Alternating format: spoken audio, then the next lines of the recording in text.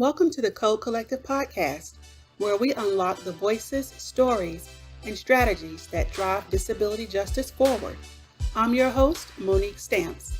Join us as we uplift the voices of women with disabilities in discussions on healthcare access, aging, fitness, reproductive health and choice, sex, relationships, and more.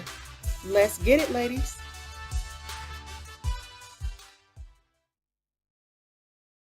Special thanks to Healthy Voices Impact Fund for sponsoring the launch of this podcast, where every shade of disability is celebrated and uplifts voices of disabled women and girls of color.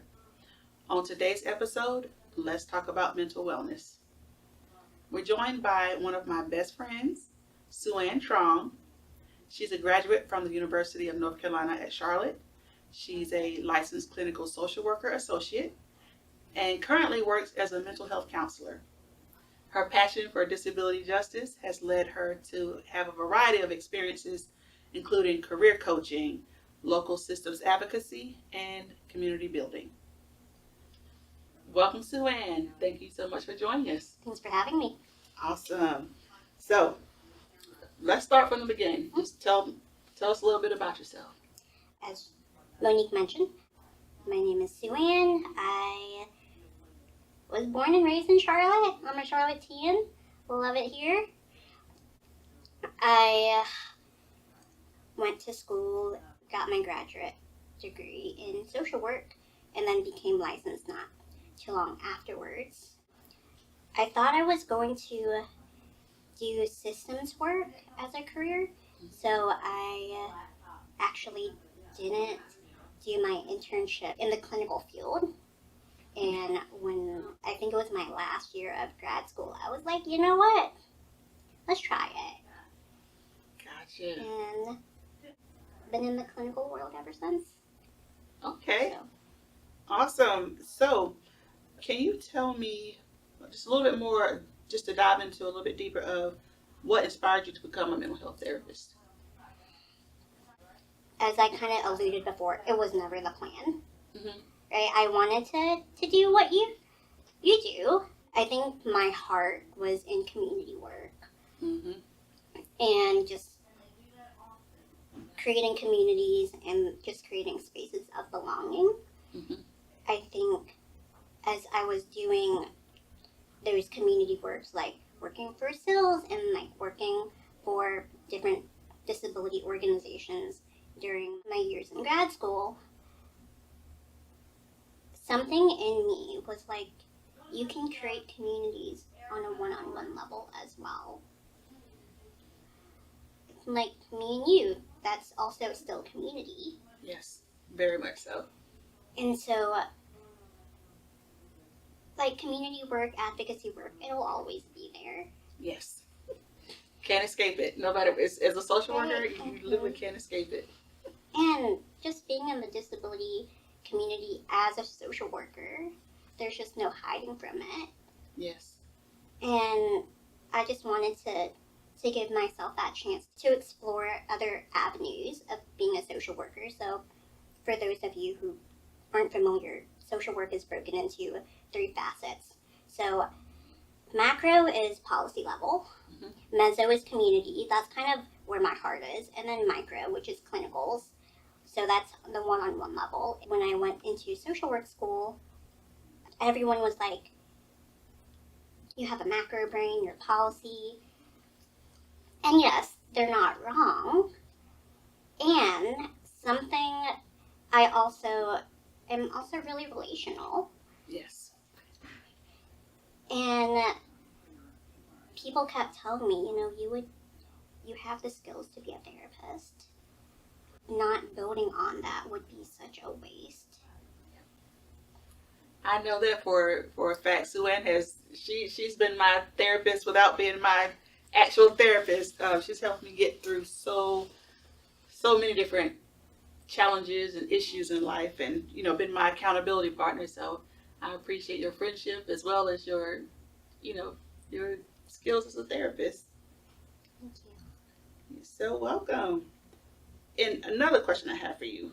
So, how has your disability shaped your approach to therapy? Ooh, that's a great question.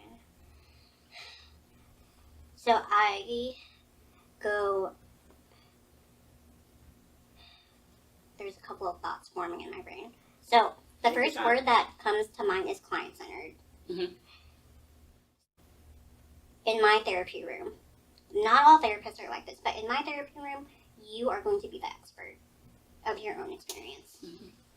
There's so many times where people with lived experience with disabilities, we go into an office where the expert is sitting across the room and they pathologize us Yes.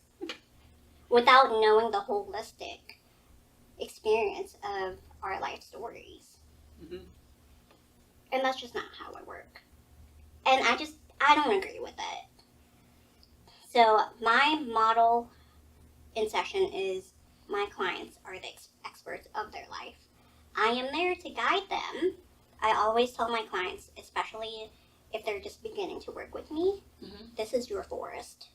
I don't know like your that. forest. You lead me to where you want me to go. Mhm. I will go with you. If there's a place in the forest you don't want to explore, we don't need to go there. Ooh, I like that. We'll go there when you are ready. Mhm. But I am just here to support you Along that journey, wherever they want to wherever take they you. want to go, so they don't have to go through it alone. That's awesome. Okay. So, how do you balance managing your own mental health while supporting others on their journey? Because you're very relational. Mm. So, I think about you all the time as you're, diving into your work, and I just wonder how do you get through your own, managing your own mental health? I have a therapist. When you're finding a therapist, you always want to ask them if they have their own therapist. Mm. Okay. So my therapist has a therapist as well. And at some point, it's going to be like, somehow like all therapists will be in relations to each other, because that's good practice. Mhm. Is we each have to have our own therapist, right? You wouldn't go to a doctor who didn't believe in going to their own doctor. True. Very true. So taking care of my mental health by having an accountability person is one thing, and then you also need things that have nothing to do with therapy. I'm really, really grateful that my particular practice that I'm contracted with, they don't make me see a whole bunch of clients a week. Mm-hmm. There is a set number, and it's not astronomical. It's where I can still have a life. It's where I can still do things like this without feeling overwhelmed. Okay, got you. Right? So I work a couple days a week. On those days, I am back to back. But then, like, I have days off where I'm free and I don't need to think about clinical work. Except we're kind of talking about it right now. Yeah. But that's a little different. I'm not therapizing you. So just doing things that fill your bucket, Mm-hmm. right? There's a couple of types of rest. And so just finding out what types of rest you need, whether it be doing something fun to fill your bucket, if your fun bucket is feeling empty, or your physical bucket is feeling empty, maybe you need some sleep. I think self-awareness, knowing what I need in this season, has been really helpful to just being sustainable. Because balance isn't always, it's not always the answer, because there's going to be some seasons where you're busier than other seasons. True. And it's going to be off balance, and it's going to have, I think, just finding a way to make it so that I'm grounded in whatever I'm doing. Mm-hmm. So that I can show up for my clients the way that they need me to. Awesome. Okay, I love that. And I want to touch a little bit on disability and mental health where it intersects, right? Just want to hear your thoughts on how can therapy be made more accessible and inclusive for people with disabilities. You keep it real.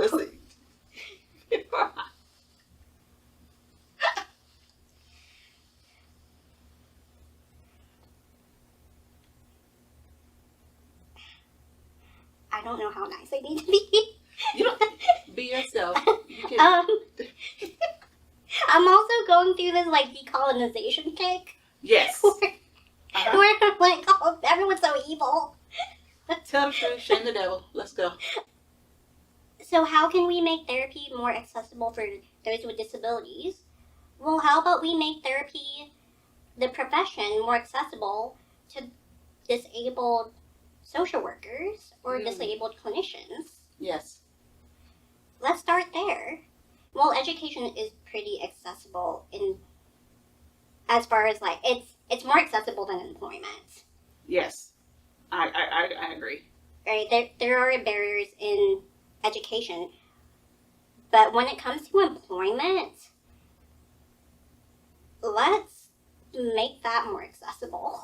Mm-hmm. Hire more disabled workers, build a pipeline.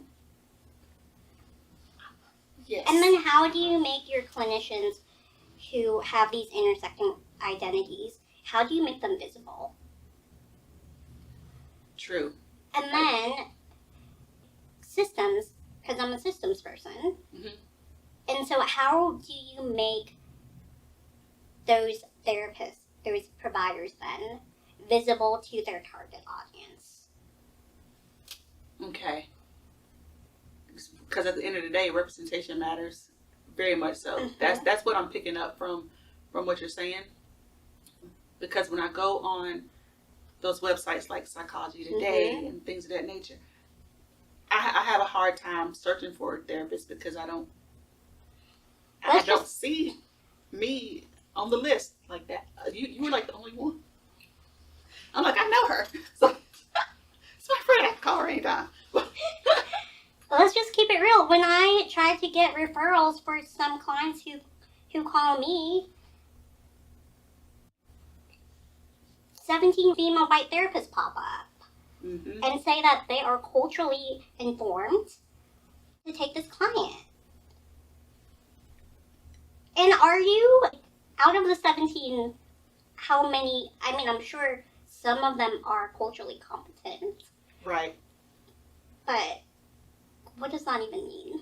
Right. Right. I personally wouldn't feel safe having a conversation. I wouldn't feel, I don't know why that was the first word that came to my mind, but I would not feel safe. Yeah. Because, right, let's just name it. There's systemic oppression. Mm-hmm.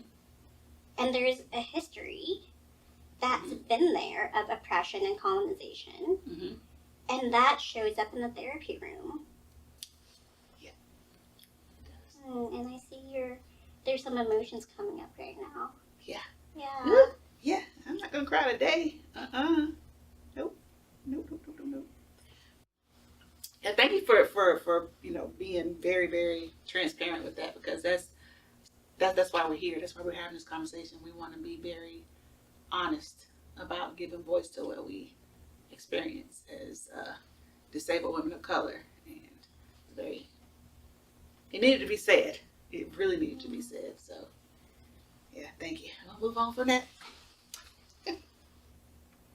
So, moving on to like advice and strategies when it comes to caregivers, yes. Friends.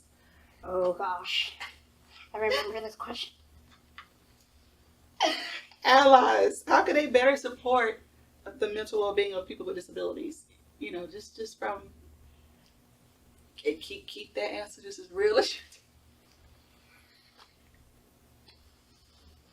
So when we first practiced this question, I really had nothing nice to say.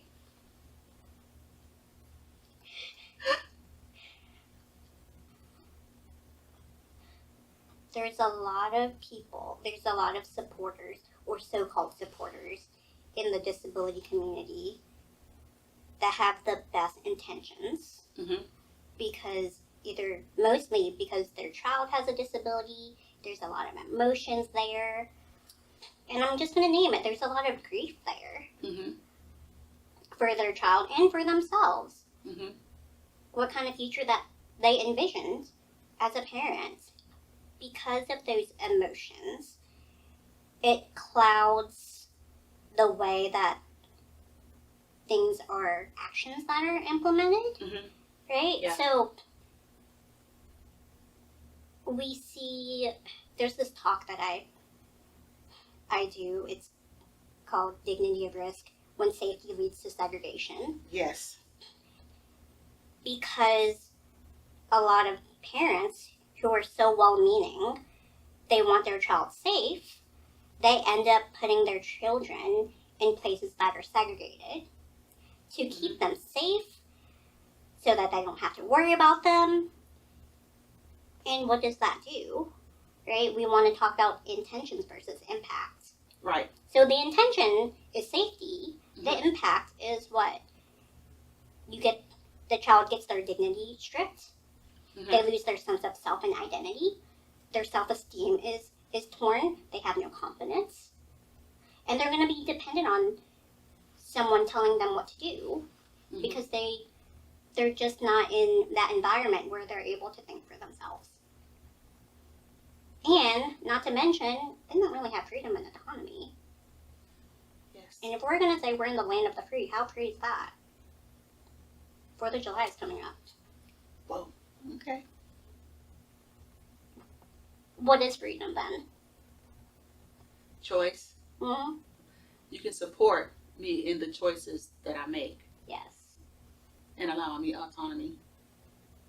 Mm-hmm. And whatever happens, happens. You know, if I fall flat on my face, don't say I told you so. Don't do any of that. Just be there to.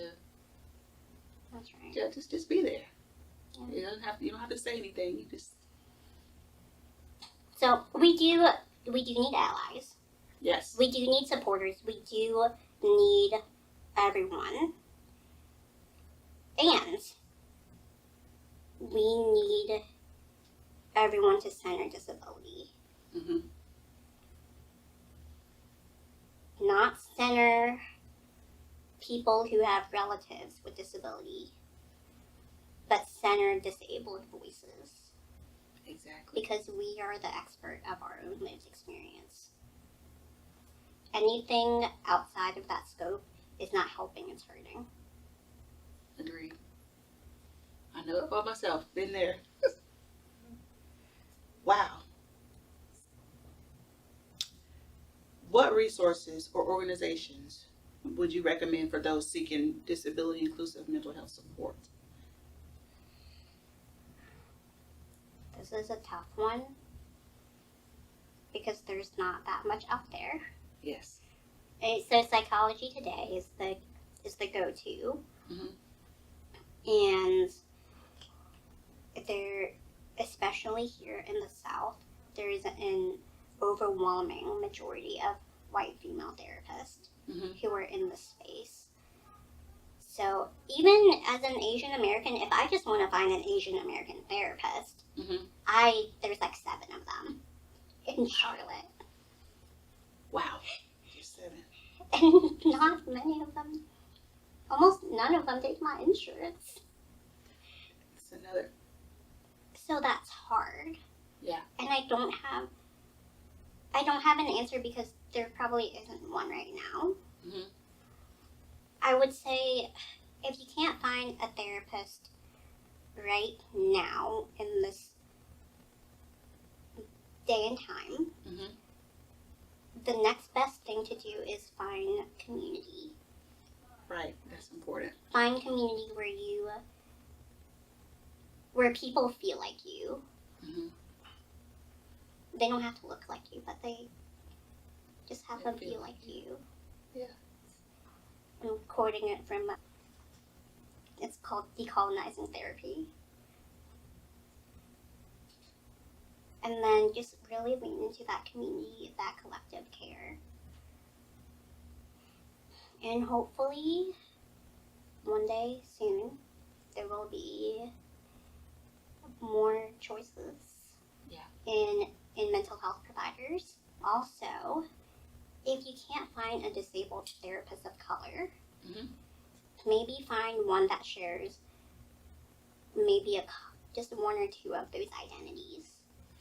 Love it. Right? So if you're Christian, or if you practice a faith, and you can try to find someone who shares that same faith. Mm-hmm. If you share like a cultural or ethnic background with a therapist, that could be another way to go to.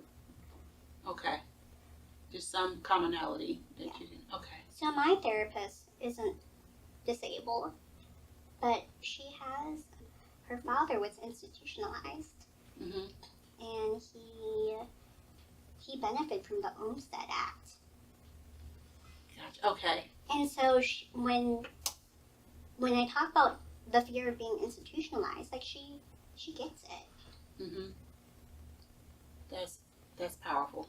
Right? So you don't need to have someone that shares the exact same lived experience. Maybe just a couple. Okay, that's good advice. Yeah.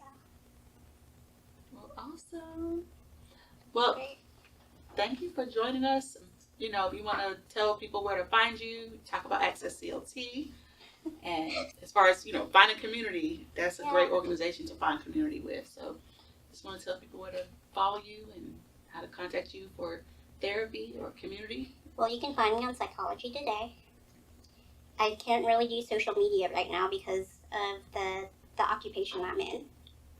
Got you. You can also find me and Monique at Access C.O.D.E. We are a local-based group in Charlotte, and we do 4 events a year to try to make the most of it. And that's also where the disability community in Charlotte or around the Charlotte area can find communities and connections. All right. Well, that's it for the C.O.D.E. Collective podcast today, and we'll see you next time.